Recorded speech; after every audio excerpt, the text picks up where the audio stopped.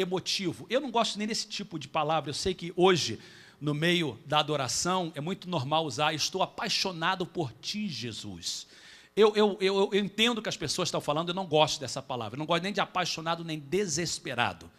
Estou desesperado por Deus. Desesperado é sem esperança. Eu não estou sem esperança. Eu quero é Deus, mas não estou desesperado. Mas eu entendo que as pessoas querem dizer de desesperado e de apaixonado, mas paixão, queridos, é algo carnal. Paixão não é baseado no amor. Paixão é bom, não é ruim, porque faz parte da nossa emoção. Mas a paixão, se não tiver um amor como base, ela é simplesmente uma brasa que pega fogo rápido e depois vai embora. Então, a lascívia nada mais é do que isso, é encantamento, é paixão. Algumas pessoas estão aqui e acham que você está apaixonado por uma pessoa, e essa pessoa não tem nada a ver com você, porque isso é uma paixão que não tem nada a ver com o que a Bíblia fala. Algumas pessoas são casados e simplesmente ficam encantados com outra pessoa. É o caso de Aminon. Ele ficou apaixonado por Tamar. Ela era muito bonita, era irmã de Absalão, outro filho de Davi. E Aminon fica angustiado. Uma pessoa que está prestes a viver em lascívia, esses são os sintomas. Angustiado ao ponto de adoecer. Por causa, no caso dele, de Tamar, ela era virgem, parecia-lhe impossível aproximar-se dela. Aminon tinha um amigo muito astuto chamado Jonadab. Preste atenção, jovens. E eu quero falar a vocês, jovens, em nome de Jesus, ouça o pastor de vocês, que Deus colocou na vida de vocês. Ouça, por favor, homem, com os conselhos que às vezes as pessoas lá fora estão te dando. Ouça, mulher, com os conselhos que aquelas pessoas que dizem-se amigas estão te dando. Esse amigo astuto, Jonadab, filho de Simeia, irmão de Davi, na verdade era primo dele, ele perguntou a Aminon, filho do rei: por que todo dia você está abatido? Quer me contar o que se passa? Então aquele amigo querendo saber a história para poder tentar ajudar, não é? Aminon lhe disse: estou apaixonado por Tamar, irmã do meu irmão Absalão. Vá para a cama, finja estar doente. Mentira, disse Jonadab. Quando seu pai vier visitá-lo, diga-lhe: permita que a minha irmã Tamar venha dar-me de comer. Gostaria que ela preparasse a comida aqui mesmo e me servisse, assim poderei vê-la. Aminon aceitou a ideia e deitou-se.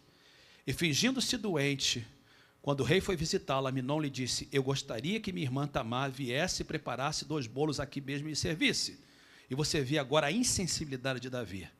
Davi mandou dizer a Tamar no palácio: vá à casa de seu irmão Aminon, prepara algo para ele comer. Tamar foi para a casa de seu irmão que estava deitado. Ele amassou a farinha, preparou os bolos na presença dele e o assou. Depois pegou a assadeira, lhe serviu os bolos, mas ele não quis comer. Então Aminon deu ordem para que todos saíssem, e depois que todos saíram, porque o diabo ele faz isso, ele ataca quando não tem proteção, não tem ninguém perto. Por isso você que é namorado, se você está sozinho com seu namorado, com a sua namorada, você está sem proteção, é aí que a lascívia entra. Por isso você, homem, quando você está sozinho atrás da tela do teu computador, olhando aquela página, é aí que a lascívia entra. Se tiver alguém do teu lado, você não vai fazer isso. Por isso você, mulher, que entra naquela sala de conversa e aquela lábia entra, está sozinha, ninguém sabendo, a lascívia entra. No meio da companhia, a proteção. Então o que ele faz? Ele fica sozinho com ela, porque essa é a forma do diabo fazer. E então diz a palavra de Deus que quando, verso 11, ela se aproximou para servi-lo, ele a agarrou e disse: deite-me comigo, minha irmã. Ela lhe disse: não, meu irmão, não me faça essa violência. Não se faz uma coisa dessa em Israel. Não cometa essa loucura. O que seria de mim? Como eu poderia livrar-me da minha desonra? E o que seria de você? Você cairia em desgraça em Israel. Em outras palavras, ela está tentando ver se ele pense nas consequências. Mas verso 14, Aminon não quis ouvi-la, sendo mais forte do que ela, violentou-a. Agora o verso de 15, gente. Logo depois, porque é isso que o diabo faz, logo depois Aminon sentiu uma forte aversão por ela, mais forte que a paixão que a sentira. Ele disse: levante-se e saia. O diabo ele faz exatamente isso. Quando você vê a história desses homens que caíram, eles não ficaram com essas mulheres que eles caíram. Davi casa com Betseba, mas a história é muito triste. O relacionamento dos dois nunca é legal. Você ouve a história desses homens que eu mencionei aqui do púlpito, Eles não ficaram com aquela que ele caíram, porque o que acontece é que aquilo foi só isca de Satanás.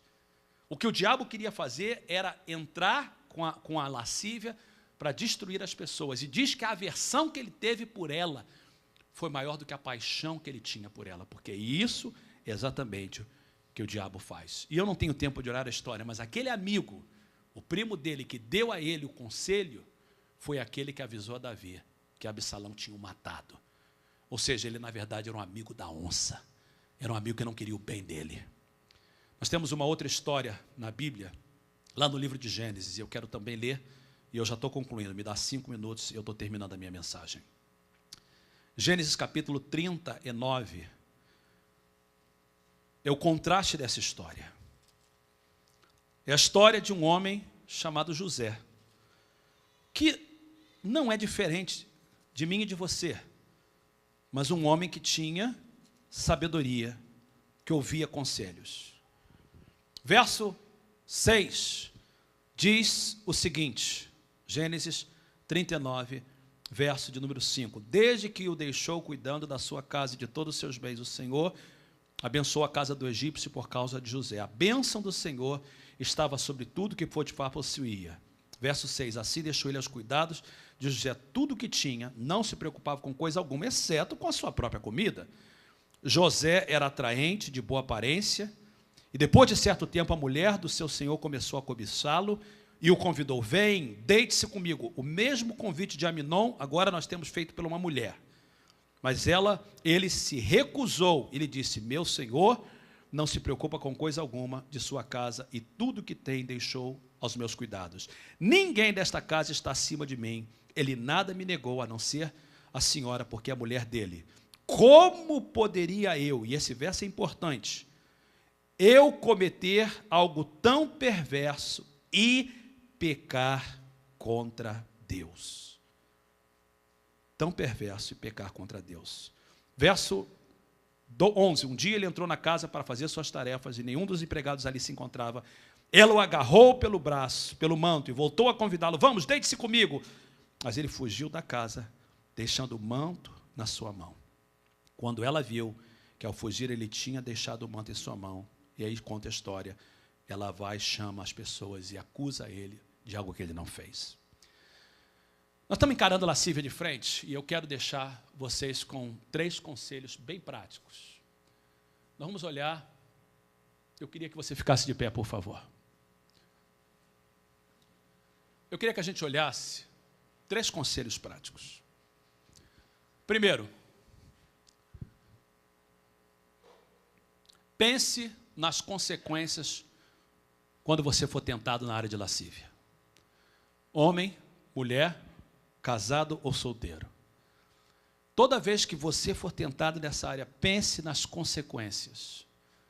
Tudo que é feito em segredo será revelado.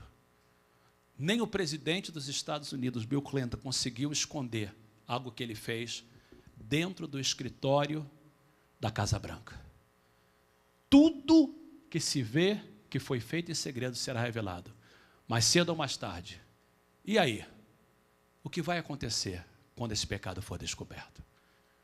Pense nas consequências. Foi o caso de Tamar falando para mim, não, pense. E ele não quis pensar. José falou, eu penso nas consequências. Se eu fizer isso, eu estou pecando contra Deus. Segunda coisa importante, substitua esses desejos com atividades alternativas para quebrar esses hábitos. Evite situações comprometedoras. Se você é solteiro, se você ficar no mesmo lugar com a sua namorada, você está correndo um risco tremendo. Se você é um homem casado e você ficar com uma mulher que não é a sua, principalmente se você está tendo problema no seu casamento, sozinho, você está sendo alvo de Satanás. Se a mulher não está sendo suprida as suas necessidades emocionais pelo seu esposo, o diabo vai colocar um homem no seu caminho para tentar suprir, mas vai ser só por um tempo, para tentar te destruir. Evite situações comprometedoras. Cuidado com o que você põe perante os teus olhos. Cuidado com o filme que você vê, com as páginas que você entra. Ore mais, ocupe mais a sua mente. Não está na Bíblia, mas se eu estivesse escrevendo um livro hoje e falasse assim, Espírito Santo, pode botar na Bíblia, eu colocaria esse ditado, que a mente